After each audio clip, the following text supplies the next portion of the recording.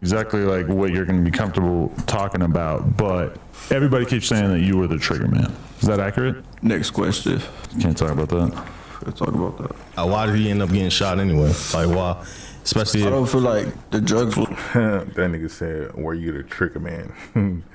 He didn't say, were you the one that shot at him, unalived him. He said, were you the trigger man? Adam Helicorning. It was part of the situation. I just feel like, I don't know, we was just kids, being kids from the hood. Kids being kids. This is not what kids do. Kids don't go around unaliving people. At least you're not, that's not what kids supposed to be out here doing. He said, I was just a kid being a kid. Nah. Timmy, are you a kid that go around wanting to unalive rappers? Is that what you see kids doing nowadays? Too much movement. That's all, too much movement. Pop Smoke's killer is reportedly at the center of a new street incident after being caught lacking by New York goons. And not just any killer, we're talking about the same individual who avoided a life sentence because he was too young at the time of the crime. For months, he had been moving recklessly, trolling Pop Smoke online, making disrespectful comments, and even going on podcasts speaking openly about the case like nothing could ever happen to him. But according to street sources, that confidence didn't last long, because once word spread, the streets responded. And if that wasn't already wild enough, what later happened to the brother of the other shooter took things to another level, found on a beach, inside a barrel. This whole situation feels unreal, but it's being talked about heavily right now. Let's break it down. So look, for those who don't know the full story, let me bring y'all up to speed real quick. February 19th, 2020. That's the day the music world lost Pop Smoke, one of the most promising young talents to come out of Brooklyn in years. Pop Smoke was known by some of the biggest names in the business, like Nicki Minaj and 50 Cent. His murder has stunned fans everywhere. Everybody's talking about it. Police say suspects broke into his home and shot him. Shorty was only 20 years old when he got murdered during a home invasion in the Hollywood Hills. The whole situation... Damn, nigga was only 20. I didn't even know that. I'm thinking Pop Smoke died at like 24, 25. He didn't even look like he was 20 years old. But damn, RP's Pop Smoke, man. Situation was tragic, man. Pop was supposed to be the next big thing, and just like that, he was gone. Now, 5 people got arrested in connection to his murder. Most of them were teenagers, literal kids who decided to go on what they thought was gonna be a simple lick. But one of these dudes, the one who everybody been saying was the trigger man, he was only 15 at the time. That meant when he eventually admitted to the killing in juvenile court, he couldn't get hit with life. Instead, he got sent to a juvenile facility until he turns 25. That's it. No life sentence. No real consequences that match the severity. So Brett killed Pop Smoke. He was like, what, 17? Goes to a juvenile. They should have tried him as an adult. The fuck? So then, he damn near doing 5 years. He damn near did 5 years for killing Pop Smoke, for murdering somebody. What in the world? That's crazy. Of what he did. Fast forward to him getting out, and this is where the story gets absolutely wild. This kid really thought he could just walk back into society and move however he wanted. He thought because he did his little juvenile bid that everything was cool. But New York had other plans for him, fam. Trust me on that. And before we get into what happened to the killer, he tripping. That's damn near like he killed Pop Smoke, but that's damn near like Nipsey Hussle. Like, you know what I'm saying? Pop Smoke was really, you know what I'm saying, popping. He was loved, you know what I'm saying, all type of shit. And you really think that people ain't gonna want to get back for that? Bruh, tripping. Bruh should have hit on a rock damn near.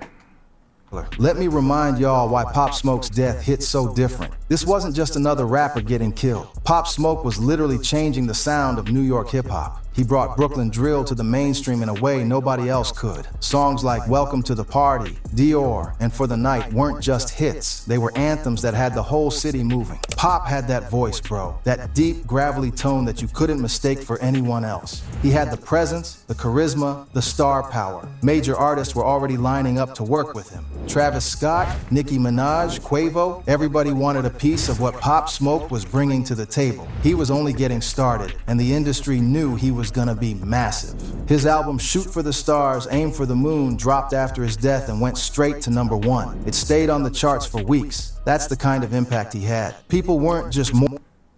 Imagine being able to build anything just by thinking about it. Meet Base 44. Mourning a rapper. They were mourning what could have been. They were mourning a generational talent that got taken way too soon. So when his killer gets out and starts moving reckless, starts talking about the murder like it's nothing, you gotta understand the level of disrespect that represents. This ain't just about one person. It's about disrespecting an entire city, an entire culture, and millions of fans who still bump Pop's music every single day. So boom, Shorty gets out, and instead of moving in silence, instead of showing any kind of remorse or trying to disappear into obscurity, this man decides to go on podcasts and talk about the situation. I'm talking full-blown interviews. Making itself hot as hell. I knew Pop Smoke killed. I knew Pop Smoke got unalived, but I never knew exactly who it was. Like, I never really looked into it like that. I didn't even know this was bruh. You feel me? He was like, what, 16, 17? And bruh would have stopped doing these little interviews and all that shit. People, he trying to get clout out the situation, bruh. Like, bruh need to, like, you feel me, go hide under the rock. He need to go to Bikini Bottom, go meet SpongeBob, and live down there. Where he's basically reliving the night he took Pop Smoke's life. And the way he was talking, man, it was disrespectful as hell. Let me break down some of what he said because this is important. In one interview, the host is asking him about that night, right? Trying to get details about whether it was a planned hit or just a robbery gone wrong. And listen to how casual this dude sounds when he's talking about it. It was a robbery. Nobody sent us there. Nobody did none of that. That's all false information. It's a lot of pages that's like giving out false information on YouTube. They don't know nothing. Y'all don't know nothing. Y'all just assuming and y'all just putting together as y'all going around. How would you describe what was going on that night? Maybe even just like take us through the day if you want. Well, I'm not finna get into detail about too much, but it was a robbery. Nobody did none of that. That's all false information. It's a lot of pages that's like giving out false information. YouTube's like the vlog, false, like they don't know nothing. Y'all don't know nothing y'all talking about. Y'all just assuming and y'all just putting shit together as y'all going around. Bro is talking about murdering one of New York's most beloved artists like he's discussing what he had for breakfast. No emotion, no remorse, just straight matter-of-fact type energy. He's out here correcting the narrative like he's some kind of historian, not a killer. And it gets worse, fam. It gets so much worse. The interviewer asks him about all the YouTube videos and coverage of the case. And this kid has the nerve to say, the way they bring up the situation and they be saying like rest in peace to them, they be disrespectful. I don't know, I just feel like if that was my boy and they're posting them and speaking on a situation like that, I feel like you my op too. Then like the way they bring up the situation. See, something wrong with dude. He getting mad at the bloggers and this and that, and the whole time, bruh, you damn near killed unalived the rapper, and now you want to go on interviews. For what? Why the hell is this nigga doing interviews, bro? What's wrong with this nigga, man? They go beat the brakes off this nigga, bruh. Situation, and they could be saying like rest in peace. So they be disrespectful themselves. They be like I don't know. I just feel like if that was my boy and they're posting them and speaking on the situation. Bro, you damn near killed someone. You damn why I keep saying that. You damn near unalived someone for no reason. You didn't. You know what I'm saying? You didn't get away with it. Your ass served like 5-6 years, which he should have served like at least 20.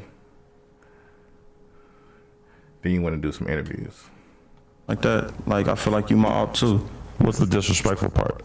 You catching this? He's calling people disrespectful for talking about Pop Smoke's death. The man who killed him is out here saying other people are being disrespectful. The audacity is crazy, bro. The lack of self-awareness is absolutely mind-blowing. When the interviewer tries to dig deeper into how they found the address, there was all this talk about Mike D, Pop's homie, posting a picture outside the house and a gift bag with the address visible in the background. The kid says, "That part I can't speak about because I don't know how the address got found. I don't know. I'm not going to say a lie to nobody." But they'd be putting it together with like saying that there was, a bag with an address that was posted online. There was a photo of him and his friend where you could see the address in the background. Is a lot of that not true? It's just people putting shit together after the fact? Oh, that part I can't speak about because I don't know how the address got. I don't know that part. So I can't even speak on that. I'm not finna say a lie to nobody.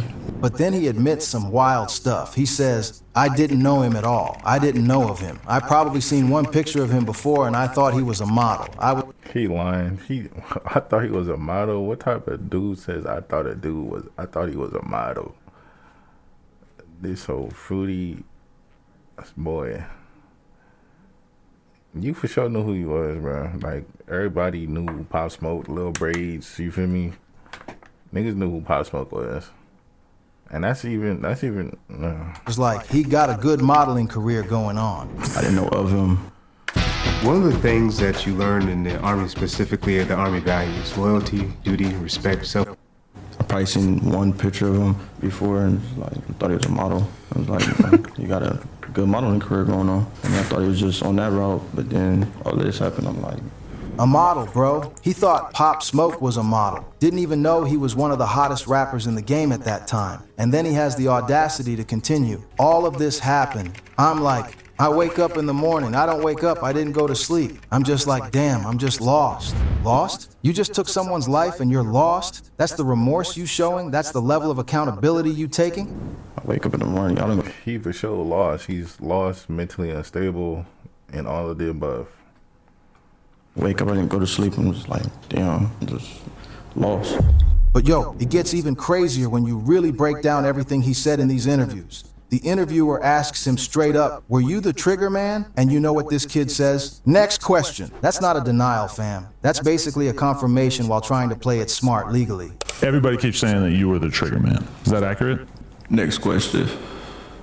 He can't admit it on camera because that would be stupid, but he also ain't denying it. He's just moving past it like it's an uncomfortable topic at Thanksgiving dinner. Then he starts talking about the night itself in more detail. He says, "Nobody was intended to get hurt. Nobody was intended to get hurt that night," but then contradicts himself by saying there was too much movement going on. The interviewer asks what he means by too much movement. Well, nobody intended to get hurt. That's the difference between armed robbery and robbery.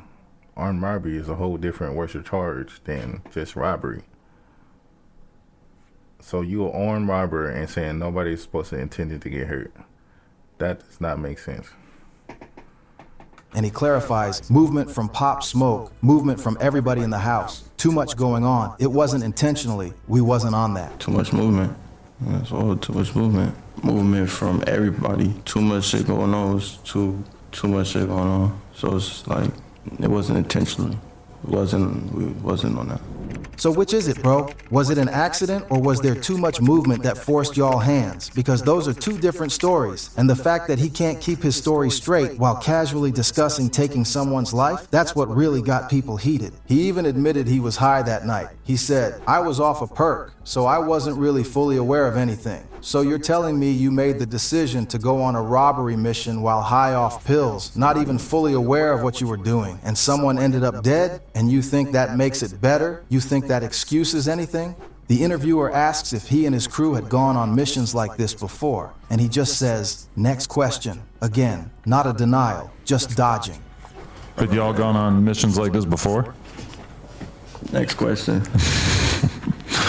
But the implication is clear. This wasn't their first time trying to rob somebody. They were out here really on that timing, thinking they could just hit licks and nothing would go wrong. When asked if they knew anyone in the house that night or if someone backdoored Pop, he gets a little more definitive. Nobody backdoored nobody. I know that 100% for sure. Nobody backdoored nobody. That female, I can't speak too much on it, but she don't know what she's talking about at all. Nobody backdoored nobody. Let's clear that up. Nobody, I know that 100% for sure. Nobody backdoored nobody. That female, I can't speak too much on it, but her, she don't know what she's talking about at all. So He's clearing up the backdoor rumors, but in the most disrespectful way possible. He's talking about the situation like he's doing a service by setting the record straight, not like he's the reason a man is dead. But here's where it really gets disrespectful, and this is what pushed people over the edge. After doing these interviews, this dude starts moving on social media like he's some kind of celebrity. We're talking about posting on IG, making subliminal references, moving like he's proud of what he did. He's out here acting like he's famous now, like being Pop Smoke's killer is some kind of badge of honor. The streets was watching all of this, fam. They was taking notes.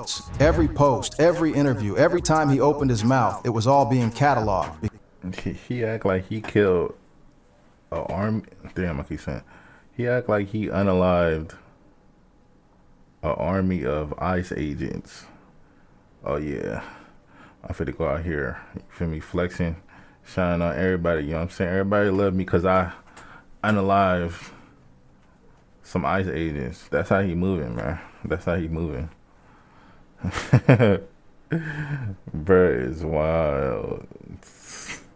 Cause see, when you're from New York and you take out one of New York's own, you better move carefully. You better move like you got enemies on every corner, because you probably do. Pop Smoke wasn't just some random rapper. He was Brooklyn through and through. He had the whole city behind him. His music was anthems in every hood, from Brownsville to Bed-Stuy. Dior had everyone doing the woo walk. Welcome to the Party was the soundtrack to every party, every function, every moment when people wanted to feel that energy. And this kid really thought he could just talk about killing Pop like it was nothing. He's a goofy, all capitals, Goofy, goofy. He really thought he could be on podcasts, breaking down the details, saying stuff like, we was just kids being kids from the hood. Like that excuses murder? Kids being kids is sneaking out the house. Kids being kids is getting caught smoking weed behind the school. Kids being kids is not committing home invasions and taking someone's life. But he kept trying to frame it that way, like they were just young and dumb and didn't know any better. Now here's where the story takes a turn that had everybody talking. Word started spreading through New York that Pop Smoke's killer was moving reckless. People was seeing these interviews. They was seeing him on social media. They was hearing about him being out in public, moving around like he didn't have a care in the world. And let me tell you something about New York, especially Brooklyn. They don't forget. They never forget. So apparently, according to multiple sources on the street and people who stay plugged in, this kid got caught lacking. And when I say lacking, I mean lacking. He was somewhere he had no business being, probably thinking he was safe because he did his time, even though it wasn't nearly enough, and the goons pulled up on him. Now, I can't confirm every single detail because you know how street stuff goes. There's always different versions of the story depending on who you ask. But what's been consistent across multiple sources is that he got beat down bad. We're talking about a proper violation, the type of beating that makes you rethink every decision you made up to that point, the type of beating that reminds you that doing interviews and trolling on social media has consequences. From what people been saying, it wasn't just a quick scrap either. This was personal. This was methodical. This was New York sending a message that you can't disrespect their legends and think you're gonna just walk around freely. They waited for the right moment, caught him when he was vulnerable, and made sure he understood the gravity of what he did. And you know what? A lot of people felt like it was deserved. Not because violence is the answer, it's not, and we should be clear about that, but because of the sheer disrespect this dude showed. You can't murder somebody, get a light sentence because you were young, then turn around and do interviews talking about it like you're proud. You can't move like that and expect there to be no consequences. The streets operate on a different code than the legal system. The courts might have given him juvenile treatment because of his age, but the streets don't care about that. The streets care about respect, about honor, about not disrespecting the dead. And he violated all of that. But yo, here's where this story gets even darker. And this is the part that really shows you how deep this all goes. Remember I mentioned 5 people got arrested in connection to Pop Smoke's murder? One of them was a dude named Jaquan Murphy. He didn't get charged in Pop's case ultimately, but he's currently locked up for an unrelated murder. Real stand-up guy, right? Well, Jaquan has a brother named Javonta Murphy, and this is where things get absolutely horrific. On July 31st, Javonta's body was found in a 55-gallon barrel floating in the water near the Pacific Coast Highway Bridge. His body was found Murphy, and this is where things get absolutely horrific. On July 31st, Javonta's body was found in a 50. Damn, they let that boy in a what is, I don't even know what this called, but damn, they left that nigga in that a barrel. Damn, they chopped that boy to pieces or what? Damn. 55-gallon barrel floating in the water near the Pacific Coast Highway Bridge in Malibu. Yeah, you heard that right. A barrel in the ocean. The story is absolutely crazy, fam. A maintenance worker spotted the barrel first, just floating there in the water. He tried to drag it to shore, but it was too heavy for him to move by himself. So he just left it there, probably thinking it was just trash or something. The next morning, a lifeguard came on duty, saw the barrel, and swam out to retrieve it. When authorities finally opened it up, they found Javanta's naked body inside, stuffed in there like he was nothing. The coroner ruled it a homicide immediately. Now get this, Javanta was an aspiring rapper himself. Dude loved music, had dreams of making it big just like his brother's co-defendant was connected to. He probably grew up listening to hip-hop, dreaming about making it out of his situation, and ended up dead in a barrel in the ocean. That's the tragic reality of how these streets operate. But here's the really crazy part. According to TMZ and the LA County Sheriff's Department, they're investigating whether Javanta's murder was revenge for Pop Smoke's killing. They're exploring whether some... Most likely. What y'all think, man? Y'all think that was revenge for Pop Smoke? I do, most definitely. They left that boy in a barrel. Someone connected to Pop, or just someone who loved Pop's music and felt like justice wasn't served, decided to take matters into their own hands. Let that sink in for a minute. The streets might have taken out one of the people connected to Pop's murder in the most brutal way possible, stuffed in a barrel and thrown in the ocean like he was trash. That's the type of energy that's been circulating since Pop died. That's the level of anger and need for justice that people feel. And when the kid who actually pulled the trigger starts doing podcast tours and talking reckless, when he's on social media moving like he's untouchable, you think people are just gonna let that slide? You think there aren't people out there who feel like the justice system failed Pop Smoke and his family? Here's the thing that a lot of people don't understand, especially if you're not from that life. When you're in the streets, there's a code. It's not written down anywhere, but everybody knows it. You don't brag about bodies. You don't do interviews explaining how you took someone's life. You definitely don't move like you're proud of it, especially when that... Straight goofy. Goofy. If y'all think he a goofy, man, write goofy in the comments, man. Y'all for sure know he's a goofy. Person was beloved by millions. This kid violated every part of that code. He got out of jail and immediately started moving like he was invincible. He did interviews where he casually discussed the murder. He went on social media and posted like he was a celebrity. He showed zero remorse, zero accountability, zero understanding of the gravity of what he did. And the culture responded exactly how you'd expect it to. The same way the culture has responded throughout hip-hop history when someone violates the code. The same way the streets have always handled people who move recklessly and disrespectfully. They caught him lacking and made an example out of him. Let's keep it real for a minute. The legal system failed Pop Smoke. There's no way around that fact. The person who took his life only got sent to juvenile detention until he's 25. That means he'll be out with his whole life ahead of him. He'll be young enough to start over, to build a career, to have a family, to do all the things Pop Smoke will never get to do. So to anyone out there who thinks they can do something terrible and then brag about it later, this is your warning. The internet doesn't forget, the streets don't forget, and eventually you're gonna have to answer for what you did, one way or another. Pop Smoke's music lives on. His influence on drill music and hip-hop culture continues to this day. Artists still reference him, still pay homage to him, still try to capture that energy he brought to every track. But the man himself is gone, taken way too soon by people who didn't even know his value. Rest in peace to Pop Smoke, a real Brooklyn legend gone too soon. Rest in peace to Javanta Murphy, caught up in circumstances beyond his control. And to everyone else involved in this tragic situation, I hope y'all learned something from all this. Because the culture is watching, the streets are listening, and justice comes in many forms. That's it for this one, fam. Let me know what y'all think in the comments. Was the beating... Damn, it's a crazy situation we got here, man. Damn. But let me know what y'all think about this situation, bro. Y'all think bro's a goofy, man? Let me know.